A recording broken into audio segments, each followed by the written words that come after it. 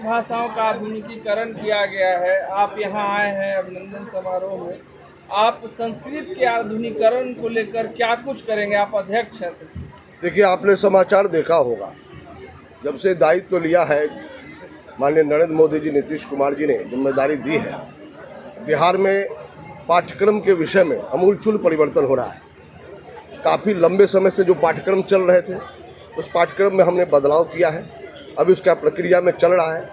नए पाठ्यक्रम में श्री रामचरितमानस जी को भी हम जोड़ रहे हैं।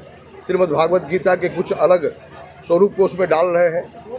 आधुनिक शिक्षा के दृष्टिकोण से जो व्यावसायिक शिक्षा है, उस पर भी जोर देते हुए कंप्यूटर तो हम जोड़ ही रहे हैं। इसके अलावे कई जो विधाएँ हैं जो संस्कृत से निकलते हैं, कि मान लीजिए अगर उनको रोजगार अगर करना है तो संस्कृत की पढ़ाई करके वो बेहतर रोजगार समाज में कैसे कर सकते हैं, उसके लिए अलग कर्मकांड से लेकर पौरोहित्य से लेकर के कई विषय हैं। आज आप देखते होंगे आर्मी के अंदर धर्मगुरु की बहाली होती है और बड़े पैमाने पर बिहार से लोग जाते हैं, तो उनको दक्ष होना चाहिए, उनको पौरोहित्य का पूरा ज्ञान होना चाहिए, पूजा पद्धति कर्मकांड का पूरा जानकारी होना चाहिए, क्योंकि बिहार की प्रतिभा है।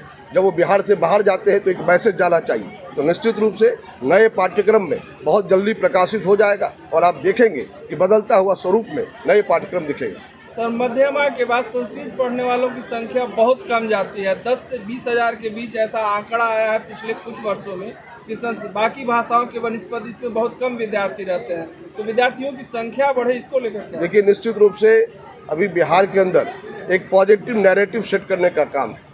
हमने पॉजिटिव नैरेटिव के दृष्टिकोण से अपना वेबसाइट और पोर्टल हम अगस्त के प्रथम सप्ताह में लॉन्च करने जा रहे हैं, जो अपने आप में बड़ा मैसिव कार्यक्रम होगा। कोई भी व्यक्ति अपने ज़िले में बैठ करके फॉर्म भी भर सकता है, सर्टिफिकेट भी डाउनलोड कर सकता है, एप्लीकेशन भी डाउनलोड कर सकता है। एक पक्ष ये है। दूसरा पक्ष है कि हम सोशल मीडिया प्लेटफॉर्म पर, चाहे फेसबुक हो चाहे यूट्यूब हो, इसके माध्यम से बिहार में जो अच्छे विद्यालय चलते हैं उनको कैसे हम जन जन तक पहुंचाएं, इसके लिए हम लोग अलग अलग प्रकार से सोशल मीडिया प्लेटफॉर्म पर संस्कृत शिक्षा बोर्ड उतर रहा है। तो निश्चित रूप से एक पॉजिटिव नैरेटिव सेट होगा। छात्रों की संख्या विद्यालय में कैसे बढ़े, इसके लिए हमने अभी रोस्टर का विषय आया, बहाली का विषय आया। 26 जिले के रोस्टर नहीं आए थे। हमने सभी जिला के अधिकारी को पत्र लिखा है कि अविलंब रोस्टर तैयार करके आप बोर्ड को दीजिए। दूसरा, हमने सभी विद्यालय के अंदर पोशाक योजना से लेकर विभिन्न प्रकार की जो सरकार की योजनाएं अन्य विद्यालय में चलती हैं, बिहार में भी संस्कृत विद्यालय में चले, इसके लिए पूरे बिहार के जिला शिक्षा पदाधिकारी को हमने पत्र लिखा है।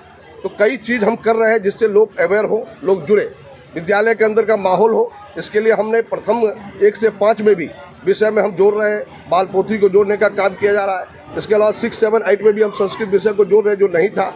तो आप देखेंगे, कल मैं विश्वविद्यालय के कार्यक्रम में गया था दरभंगा, और वहाँ लोगों का विषय था जो संस्कृत के जो मूल विषय जहाँ से बच्चे आते हैं, वो जो मेन माध्यमिक विद्यालय है उसकी स्थिति अच्छी नहीं है। वो जब तक डेवलप नहीं होगी, हमारा संस्कृत विश्वविद्यालय भी डेवलप नहीं होगा।